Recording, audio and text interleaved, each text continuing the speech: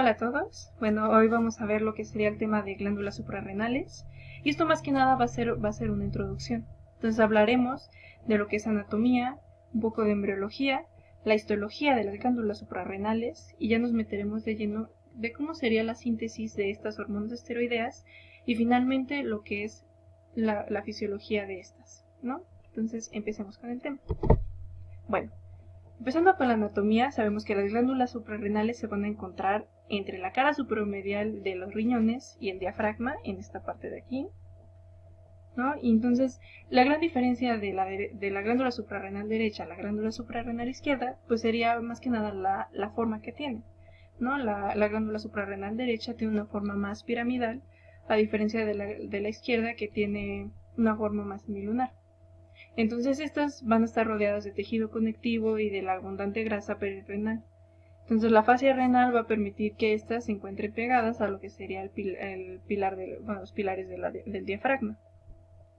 Bueno, sabemos que las glándulas suprarrenales pues son órganos endocrinos. Entonces esto nos va a decir que tienen que tener una rica vascularización, ¿no? Entonces aproximadamente van a tener entre 50 a 60 ramas que proceden de 3 fuentes diferentes, ¿no? Entonces vamos a ver que en la parte superior va a ser principalmente por las arterias frénicas inferiores, la parte media por ramas de la aorta abdominal y finalmente la parte inferior se va a dar por arterias renales.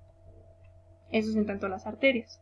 El drenaje venoso de las glándulas suprarrenales pues va a ser diferente del lado derecho del lado izquierdo, ¿no? Entonces tenemos que el lado derecho, la vena suprarrenal va a drenar en lo que es la vena cava inferior. Y en tanto del lado izquierdo va a ser primero pues a la vena frénica inferior y esta finalmente pues va a drenar en la vena renal izquierda, ¿no? Entonces esta pues es una diferencia entre estas dos. En cuanto al drenaje linfático, va a haber un plexo profundo en la cápsula y va a haber otro plexo en lo que es la médula. Pero pues estos finalmente van a drenar en lo que sería los nódulos linfáticos lumbares que se encuentran en esta parte de aquí. Y pues finalmente la inervación pues va a ser principalmente por el plexo celíaco y los esplácnicos abdominopélvicos, ¿no? Entonces, van a ser nervios constituidos de fibras simpáticas presinápticas que son de T10 a L1 y estos pues van a llegar, aquí vemos, al ganglio paravertebral, luego llegan al ganglio prevertebral y estos van a tener contacto con la médula, que vamos a ver principalmente pues las células cromafines, que estas se van a encargar de la secreción y de la liberación de adrenalina y noradrenalina, que principalmente pues va a haber mayor secreción de adrenalina. Bueno, en la embriología vamos a ver que sus dos partes tienen un origen diferente, ¿no? La corteza va a venir de lo que es mesodermo y la médula de ectodermo. Entonces la corteza, vamos a tener que primero células mesoteliales van a llegar a esta zona de aquí y van a formar la corteza fetal. La corteza fetal, esta va a involucionar después del nacimiento, ¿no? Después de esto va a haber una segunda oleada, que es de menor cantidad, que va a formar ya lo que es la corteza definitiva, ¿no? La que se va a quedar como tal. Entonces,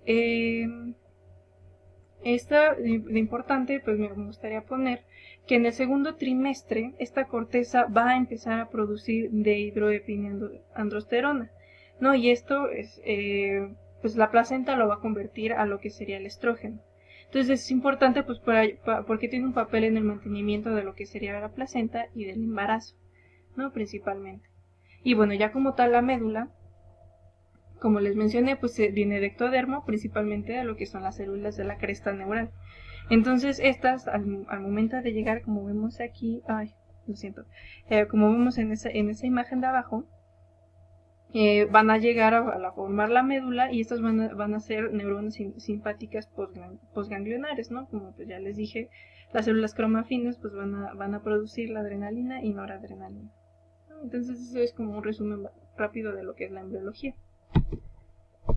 La histología, bueno, esto es muy importante recalcar que las distintas zonas de la glándula suprarrenal y que se produce en cada una de estas zonas, ¿no? Entonces, como ya mencionamos, se va a dividir principalmente en corteza y médula. Entonces, enfoquémonos primero en lo que sería la corteza. La corteza la vamos a dividir en 3 zonas: la zona glomerular, la zona fascicular y la zona reticular. Y cada una de estas va a producir de forma predominante ciertas hormonas. Entonces veamos. Primero, la zona glomerular, lo siento, perdón, va a formar principalmente mineralocorticoides, ¿no? Que estos se representan, de forma mayor por la aldosterona, ¿no? Entonces aquí una pequeña mnemotecnia para recordar qué es lo que forman y un poco orientado hacia su función. Entonces, pues la aldosterona va a tener un papel importante en la regulación hidroelectrolítica, ¿no? Entonces aquí la regulación, recuerden, sodio, salt. La zona fascicular es la que ocupa mayor espacio dentro de la corteza. Esta va a tener una producción de glucocorticoides, de los cuales pues se representa principalmente por el cortisol. Entonces el cortisol pues va a tener una regulación en el metabolismo de carbohidratos, de lípidos y de proteínas, ¿no? Pero principalmente vamos a tener de la glucosa, entonces por eso ese sugar, recordar. Y finalmente la última zona de la corteza va a ser la zona reticular, digamos que es la más cercana a la médula. Va a tener una producción de hormonas sexuales, ¿no? Vamos a ver la DHEA principalmente, ¿no? Y finalmente, pues la zona de la médula que ya les mencioné, tenemos a las células cromafines que van a producir las catecolaminas, principalmente adrenalina. O sea, aproximadamente un 80% de las células van a producir adrenalina y el otro 20% la noradrenalina. Entonces, más que nada, pues esto es para tener una idea de las diferentes zonas de la glándula suprarrenal y qué se produce en cada una de ellas. Entonces, antes de entrar con la función, vamos a ver cómo es que se producen estas hormonas, ¿no? Entonces, es importante mencionar que todas estas tienen como precursor el colesterol, ¿no? Y pues la síntesis de estas van a requerir de de ciertas enzimas que pertenecen a la familia de los citocromos P450, ¿no? Entonces ya dependiendo de qué hormona se quiere crear va a ser la enzima que va a participar. Entonces, principalmente, sabemos que el precursor es el colesterol. ¿De dónde sale este colesterol? Bueno, puede ser de dos formas. Puede ser que uno sea sintetizado por acetilcoenzima A o que venga de lo que sería de la lipoproteína de baja densidad, que ésta se endocite y finalmente sea digerida por enzimas lisosomales. Entonces, como vemos en este cuadrito de aquí, el colesterol se va a almacenar en estas células de la corteza en ésteres de colesterol.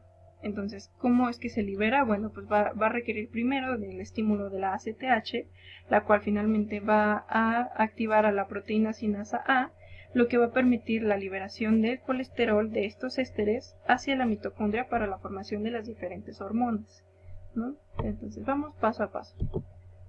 Lo siguiente. Como vimos en el esquema anterior, vemos que el colesterol se encuentra en estos ésteres, ¿no? Está fuera de la mitocondria. Entonces, el colesterol va a entrar a la mitocondria por una proteína que se conoce como proteína reguladora esteroidogénica aguda, o también conocida como STAR, la cual lo va a pasar de la membrana mitocondrial externa hacia la parte interna. Ya entrando al interior de la mitocondria, va mediante este citocromo CYP11A1, se va a convertir en pregnenolona, la cual le va a quitar a 6 carbonos de su cadena lateral, ¿no? Entonces este es como un paso común para la formación de cualquiera de las hormonas esteroideas, así que es importante recordarlo. Otro paso importante que sucede en este proceso es la formación de la progesterona mediante la enzima 3-beta hidroxiesteroide deshidrogenasa. Entonces, como vieron, pues el nombre nos sugiere que no va a pertenecer a la familia de los citocromos P450. Entonces, a partir de la progesterona, pues se pueden formar otras hormonas esteroideas, ya sea la aldosterona, ya sea el cortisol, o directamente nos vamos hacia los andrógenos suprarrenales, que ahorita vamos a ver. Bueno, empecemos primero con lo que es el cortisol. ¿no? Entonces ya vimos la primera parte, ¿no? Ya tenemos el colesterol, entra a la mitocondria y entonces también lo podemos ver en esta parte de aquí. Vamos a tener que de la progesterona va a haber un citocromo, el CYP17, ya sea que hidroxile a la pregnenolona o a la progesterona. No, pero aquí vamos que el caminito fácil, para no hacernos bolas, es que de la progesterona la CYP17 la va a hidroxilar y va a formar la 17 hidroxiprogesterona.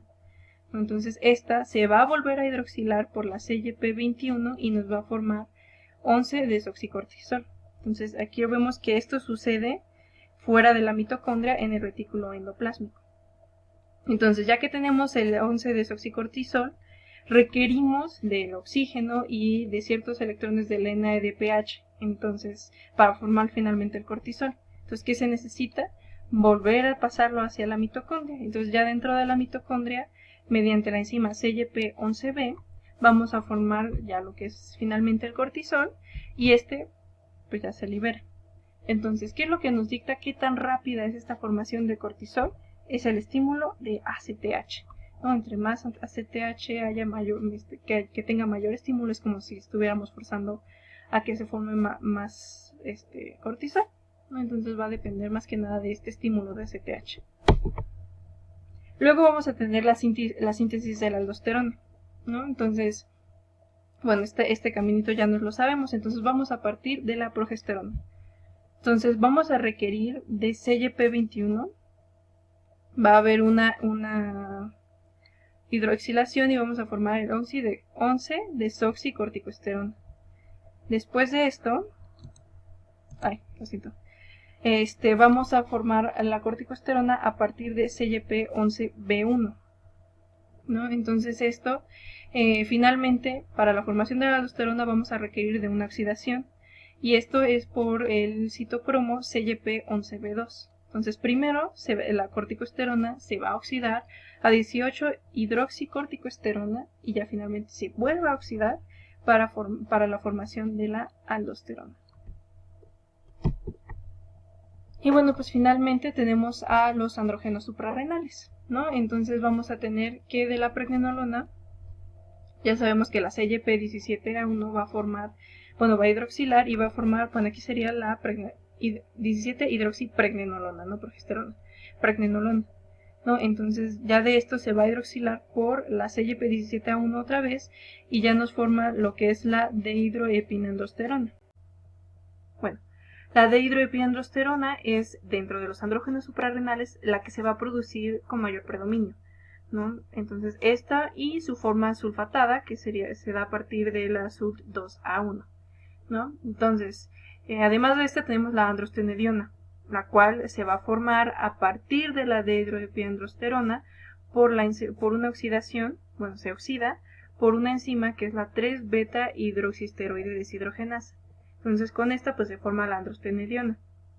Estos son los andrógenos suprarrenales que se van a formar principalmente, entonces son andrógenos débiles, ¿no? Entonces como vemos en esta imagen del lado derecho, vemos que si se llevan a tejidos extra suprarrenales, los podemos, bueno, se pueden convertir en testosterona o en estrógenos. Por ejemplo, en el caso de que se lleva tejido adiposo, se puede transformar a un estrógeno, ¿no?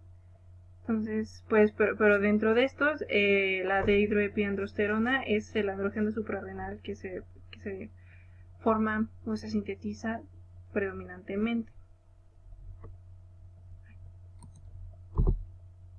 Bueno, esto es como que un esquema que nos resume más que nada lo que es la esteroidogénesis, ¿no? Entonces, como vemos, pues tenemos el precursor principal que es el colesterol, ¿no? Que, bueno, sabiendo que este es como el precursor nos da cierta información, por ejemplo, de que son de naturaleza hidrófoba, ¿no? Entonces esto pues permite que pasen de forma más fácil por la membrana celular y pues que lleguen a sus receptores, ¿no? Como sería, bueno, que pues, se pueden encontrar ya sea en el citoplasma o dentro del núcleo como tal. Entonces ya veremos un poco más adelante eso.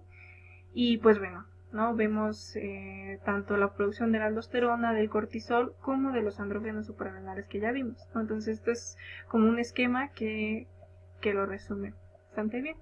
Entonces, ¿por qué es que estos no se pueden formar en cualquier parte de la corteza suprarrenal? Bueno, como vemos en esta imagen, es que estas distintas zonas van a tener ciertas enzimas, ¿no? que nos van a llevar por distintos caminos, ¿no? Va a formar ciertas otras hormonas, ¿no? Predominantemente. Entonces, como vemos en la zona glomerular, pues vamos a tener más enzima, con mayor presencia el CYP11B2, ¿no? Y en menor cantidad vamos a tener CYP17A1, lo cual pues nos va a decir que no se va a ir tanto por el camino del cortisol como el camino de los andrógenos. Entonces, va a haber mayor producción de la aldosterona, ¿no? A comparación, por ejemplo, de la fascicular, que vamos a tener más 11B1, CYP11B1, CYP17A1 y en menor cantidad CYP5A, ¿no? Entonces pues va a haber mayor producción de cortisol, perdón. Y pues finalmente en la zona reticular pues vamos a ver de mayor cantidad CYP17A1, CYP5A y SULT2A1, ¿no? Que pues como vemos pues son necesarias para la producción de estos andrógenos, ¿no? Entonces pues más que nada es eso, ¿no? O sea, recordar el el camino en común que tienen todas estas hormonas esteroideas, y dependiendo de la zona en que se encuentre son las enzimas que están y es el camino que siguen para la producción de las distintas hormonas, ¿no? Y bueno, ya pasando como tal a lo que sería la fisiología, pues vamos a ver las distintas hormonas, ¿no? Entonces empezaremos principalmente con los mineralocorticoides, ¿no? Vemos que son pues de la zona glomerular y va a estar representado principalmente por la aldosterona, ¿no? Entonces, como vemos en esta tabla de aquí, es la más potente, o sea, la que tiene mayor actividad como mineralocorticoide, de aproximadamente el 90%, ¿no? También tenemos a la desoxicorticosterona, la cual es de 1 a 30 de la actividad que realmente hace la aldosterona, y esta se va a sintetizar en mucho menor cantidad que a comparación de la aldosterona, ¿no? También tenemos la corticosterona, que tiene una actividad mínima como mineralocorticoide, además del cortisol o de la cortisona, que también pues tienen una actividad muy pequeña a comparación de lo que es la aldosterona. Entonces, ¿cuál es la importancia de los mineralocorticoides? Bueno, imagínense, si no tenemos a los mineralocorticoides, va a haber una acumulación del potasio en lo que es el líquido extracelular, y se va a desechar lo que es sodio, y siguiendo el sodio va a ser el agua, ¿no? Entonces, pues esto finalmente puede llevarnos a lo que es un choque hipovolémico, y pues finalmente puede causar la muerte, ¿no? Entonces de ahí está la importancia de lo que son los mineralocorticoides, por eso se le conoce como una fracción salvavidas, ¿no? Como tal. Y bueno, pues va a estar controlada principalmente por la angiotensina 2 y por la concentración de potasio en el líquido extracelular, pero eso lo vamos a ver un poco más adelante. Entonces, ya habiendo mencionado esto, la aldosterona como tal va a ayudar a reabsorber el sodio y quitar el potasio, ¿no? O sea, secretar el potasio en las células epiteliales de los túbulos renales, ¿no? Como vemos en esta imagen del lado derecho, ¿no? Entonces, si tenemos mucha aldosterona, vamos a tener mucho sodio. Se va a retener mucho sodio y se va a retener mucha agua, ¿no? Y se va a eliminar mucho potasio, por lo tanto vamos a tener una disminución en el potasio en el líquido extracelular.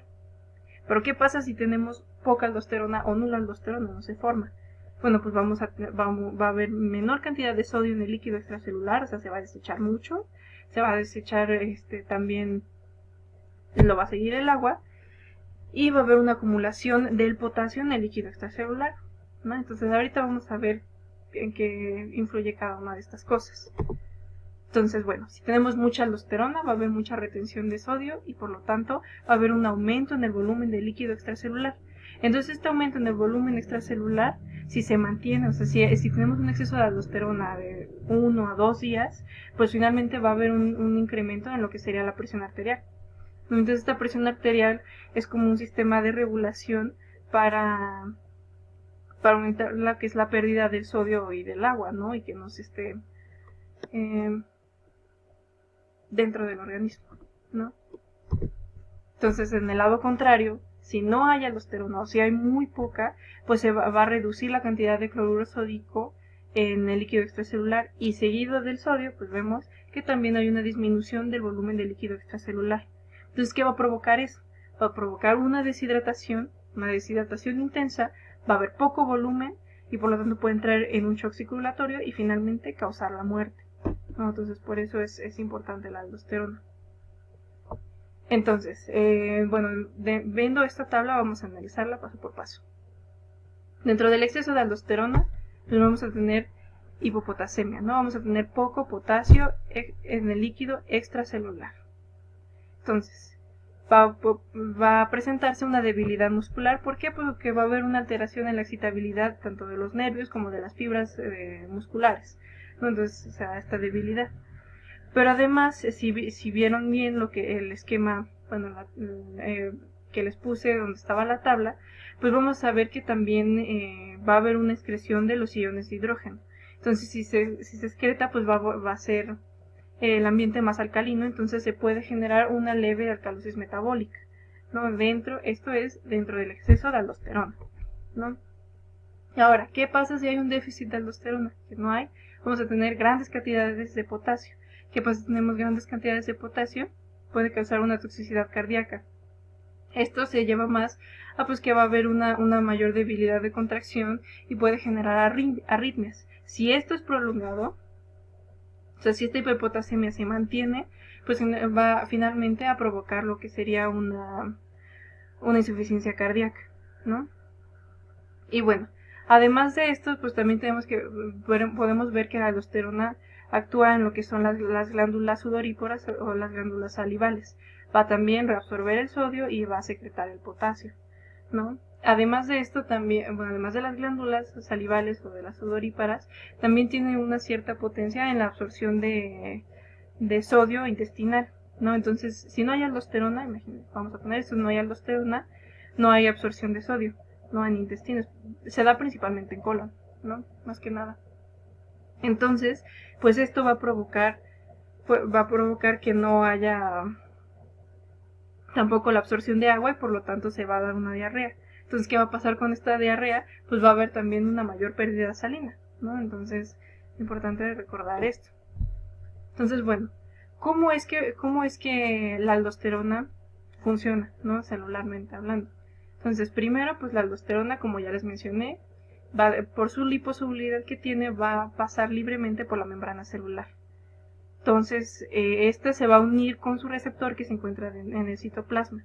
Entonces, uniéndose a este receptor, va a poder pasar hacia el núcleo. Entonces, pasando al núcleo, pues va a permitir que haya una formación de RNA mensajero, lo cual finalmente pues va a permitir formar ciertas sustancias, principalmente enzimas o proteínas que van a ayudar al transporte no solamente del sodio, sino que también, por ejemplo, del potasio o del hidrógeno, de iones hidrógeno, como ya lo vimos, ¿no? Ya más o menos les estuve platicando. Entonces, esto es más o menos cómo es que funciona. Entonces, ¿qué es lo que va a estar regulando la secreción de la aldosterona? Principalmente la concentración de potasio y la angiotensina 2. Si hay un incremento en el potasio en el líquido extracelular, va a haber mayor secreción de aldosterona. Si hay un aumento en la concentración de la angiotensina 2 en líquido extracelular, va a haber mayor secreción de aldosterona. Entonces, estos son de los dos factores que van a estimular principalmente la secreción de la aldosterona. Pero también tenemos en menor cantidad lo que sería el estímulo por la corticotropina, ¿no? La ACTH también va a ser más ligeramente en comparación de los otros dos. Y del otro lado vamos a tener que la concentración de sodio, que esta levemente o sea, si se encuentra una mayor cantidad de sodio en el líquido extracelular, pues va a haber una disminución leve de lo que sería la secreción de aldosterona, ¿no? Pero aquí lo que quiero que recuerden principalmente es la concentración de potasio y la angiotensina 2. Y bueno, ya pasando como tal a los glucocorticoides, pues como ya se ve ahí en colorcito, es principalmente por el cortisol. Entonces el cortisol es el que tiene la mayor potencia dentro de las que se sintetizan en nuestro cuerpo y va a generar alrededor del 95% de la actividad de los glucocorticoides, ¿no? Entonces cortisol, importante. La corticosterona es menos potente y realiza aproximadamente el 4% de las actividades de los glucocorticoides. Entonces la cortisona también pues va a ser de menor potencia que el cortisol, va a ser casi de la misma potencia que el cortisol, perdón. Y aquí también les puse otro de los glucocorticoides, pero estos aguas son sintéticos, estos no los produce el cuerpo. Entonces aquí para que vean una comparación de la potencia que tiene a comparación del cortisol. Entonces, la prednisona va a ser hasta 4 veces más potente que el cortisol. La metilprednisolona puede ser hasta 5 veces más potente que el cortisol. Y la dexametasona pues puede ser muchísimo más potente que el cortisol, hasta un 30 veces más potente que el cortisol. Pero aquí el que vamos a analizar, el que produce nuestro cuerpo, va a ser el cortisol, ¿no? Entonces, adelante.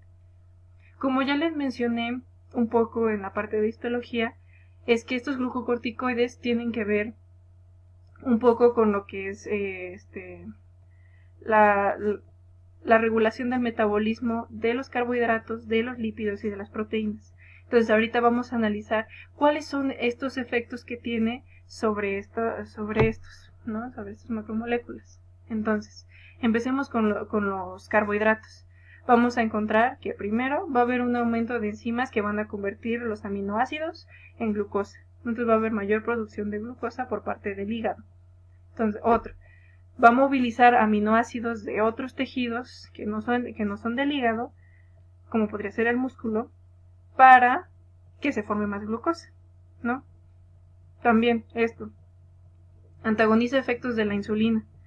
Aquí va a tener también que ver, por ejemplo, de la translocación de GLUT4, ¿no? Entonces, va a haber una disminución en esta translocación y por lo tanto menor captación de lo que es la glucosa. Entonces esto pues nos va a explicar, por ejemplo, el punto 4 que nos habla sobre una disminución de la utilización celular de la glucosa. Entonces esto pues finalmente ¿qué va a dar? Pues un incremento en los niveles de glucosa en sangre, ¿no? Entonces, pues hay que recordar principalmente esto. Y bueno, entonces si hay un incremento en los niveles de glucocorticoides, pues esto va a disminuir una sensibilidad de la insulina. Esto se da principalmente en tejidos musculares y en tejidos adiposos. Bueno, ahora acerca del metabolismo de las proteínas, tenemos que principalmente hay una reducción de proteínas celulares, ¿no? Esto a excepción del hígado.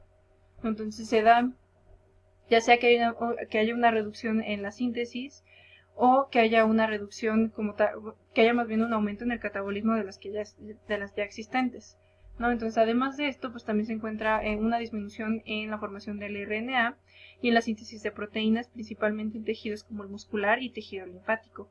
O sea, por ejemplo, en este último se puede asociar a ciertos niveles de inmunosupresión cuando hay aumentos en glucocorticoides, ¿no? Otro punto es que va a aumentar proteínas de hígado y en el hígado y en el plasma. Y finalmente, pues el aumento de los aminoácidos sanguíneos. Como ya vimos, pues hay una movilización de estos aminoácidos con el fin de que lleguen a hígado y haya una producción hacia lo que es la glucosa, ¿no? A partir de los aminoácidos. Bueno, ¿qué efectos tiene sobre el metabolismo de grasas? Pues en primera va a haber una movilización de ácidos grasos, principalmente del tejido adiposo, ¿no? Entonces, pues esto va a provocar que haya un aumento en ácidos grasos libres en sangre. Y entonces esto es con el fin de que se utilicen con fines energéticos, ¿no? Entonces, en situaciones ya sea de estrés o en situaciones de un ayuno prolongado, pues va a haber un aumento en la movilización de estos ácidos grasos, ¿no? Entonces, este aumento de ácidos grasos pues va a generar como que una cierta desviación de los sistemas metabólicos y va a generar que en lugar de utilizarse la glucosa como fuente de energía, se va a empezar a utilizar los ácidos grasos, ¿no? Y bueno, y otro punto es que este exceso de glucocorticoides puede inducir obesidad. Entonces, como se vio en lo que fue la enfermedad de Cushing o síndrome de Cushing, dependiendo, va a haber hay un cierto, el depósito de exceso de estos ácidos grasos va a ser de una forma un poco peculiar. Entonces vamos a ver que se da principalmente en lo que es cabeza y cuello, formando el cuello de búfalo, que es como peculiar en estos casos. y además también un depósito en cara que va a formar esa luna llena, ¿no? Y bueno, el cortisol. Hay distintos tipos de estrés que van a provocar que haya una elevación en la producción de la corticotropina por parte de la adenohipófisis. Entonces esto pues finalmente pues va a generar una estimulación para la mayor formación de cortisol, ¿no? Entonces aquí en este caso, pues, en este recuadro podemos ver distintos tipos de estrés, como podría ser en casos de traumatismos, en infecciones o en cirugías, ¿no? Y también calores o fríos intensos, inyección de noradrenalina, entre otras causas, ¿no? Y bueno, como les mencioné, los glucocorticoides tienen ciertos efectos antiinflamatorios. Entonces aquí pues vamos a dividirlos en dos partes, ¿no? La primera parte es aquellos que, bueno, esa intervención que tiene al inicio de la inflamación, o sea, que trata de evitar que ese proceso siga, o la otra parte es que ya se dio la inflamación y pues va a generar que esto termine más rápido y que acelere el proceso de cicatrización, ¿no? Entonces vamos a ver primero con este impedimento de las primeras etapas de inflamación, ya sea porque hay una estabilización de las membranas lisosómicas, entonces pues va a haber una menor, rotura de estas membranas y pues finalmente va a generar una menor liberación de enzimas proteolíticas, ¿no? Otra es la reducción de la permeabilidad de los capilares. También va a disminuir la quimiotaxis y fagocitosis de células dañadas.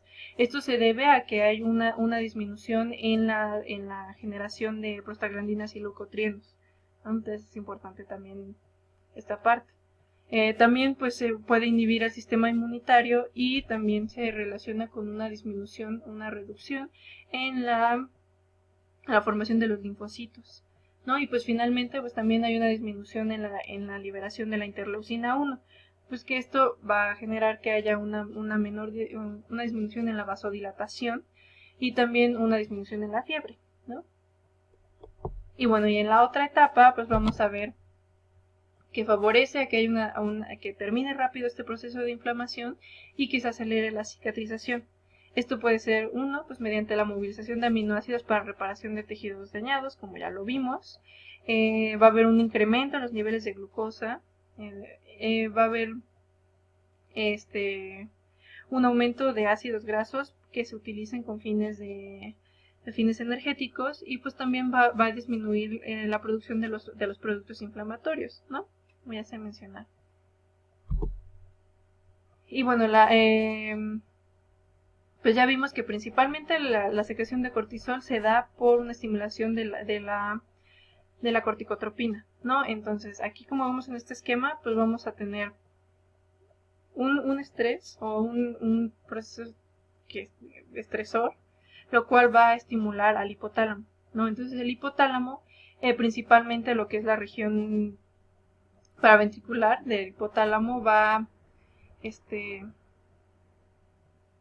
generar más lo que es el factor liberador de corticotropina. Entonces esto pues va a estimular la liberación de la ACTH, de la corticotropina, y va a provocar que al momento de llegar a las glándulas suprarrenales, esto ya se los mencioné en principio de lo que fue la síntesis, ¿no?, de las hormonas esteroideas, pues va a provocar que haya un incremento o sea, va a estimular la dihidroxiclasa, va a aumentar los niveles de AMP cíclico y pues finalmente esto va a activar lo que es la proteína sinasa A y esto se va a encaminar a todo lo que ya les mencioné, ¿no? Que del cortisol se forma la pregnenolona y pues ya aumentan los niveles de cortisol, ¿no?, en sangre. Y bueno, también ciertos tipos de estrés mentales también se asocian con la estimulación de hipotálamo. Esto se debe principalmente, pues, podría ser por el sistema límbico, como sería la amígdala o el hipocampo, ¿no? Y entonces esto pues también genera que haya un aumento en la producción de cortisol, ¿no? Igual de rápido. Y bueno, pues también tenemos en esta imagen que es cómo fluctúan las concentraciones de cortisol durante el día, y pues vemos que se da un pico máximo cuando uno bueno, en la mañana, cuando se despierta uno, pues debido a que estuvo sometido a un ayuno prolongado por la noche, ¿no? Entonces, pues, eso es algo. Y finalmente, el último de la corteza, pues tenemos los andrógenos suprarrenales, que ya les he mencionado, la deshidroepineandrosterona y la androstenediona, ¿no? Que estos se regulan también principalmente por lo que es la corticotropina, y pues va a generar ligeras características masculinizantes. En los hombres no es, o sea, no es tan significativo como por ejemplo sería en el caso de las mujeres, no, que en esto sí da como ciertos rasgos masculinizantes, como la formación pues del vello axilar y del vello púbico, ¿no? Principalmente. Entonces también, como les mencioné en la parte de embriología, vemos que tienen una importancia para el mantenimiento de lo que es la placenta y durante el embarazo. Entonces pues tiene importancia durante la fase, cuando la vida fetal. Y pues también se ha asociado a que tienen un cierto papel para el desarrollo de los órganos sexuales masculinos durante la infancia, ¿no? Principalmente. Y pues ya para finalizar, pues vamos a tener lo que es que la médula, como ya les mencioné, pues va a formar lo que son las catecolaminas, como la adrenalina y noradrenalina, que les dije principalmente sería adrenalina. Entonces esta va a ser regulada principalmente por nervios simpáticos preganglionares o nervios esplácnicos. Entonces la estimulación, o sea, esta estimulación de hacia las células cromafines, pues va a incrementar los niveles de calcio intracelular. Entonces este aumento por la despolarización en la membrana de estas células, pues va a generar que haya una liberación de adrenalina y noradrenalina. Entonces, hablando principalmente de la adrenalina, hay que enfocarnos que es en este proceso de pelea, huida o parálisis, ¿no? Entonces, ¿qué es lo que va a hacer? Pues va a aumentar principalmente la frecuencia cardíaca y el gasto cardíaco. No tanto lo que es la tensión arterial como parte de la noradrenalina, que ahorita les voy a mencionar. Entonces, también va a incrementar el flujo sanguíneo hacia los diversos órganos, y pues un aumento en la glucogenólisis del hígado. Entonces, lo que está haciendo es preparando el cuerpo para cualquiera de estas tres acciones, ¿no? En momentos que son, podría decirse, de vida o muerte. Y finalmente vamos a tener a la noradrenalina, lo cual pues va a generar una vasoconstricción que va finalmente a elevar la presión arterial, ¿no? Que esto es como que lo más importante de la noradrenalina, y va a elevar lo que es la resistencia periférica total. Entonces tiene otras funciones, como puede ser la inhibición del tubo digestivo, dilatación de pupilas oculares, pero eso ya es tema aparte, ¿no? Y pues bueno, eso sería todo de mi parte. Aquí pues les dejo las referencias que yo utilicé, y pues bueno, eso fue glándulas suprarrenales.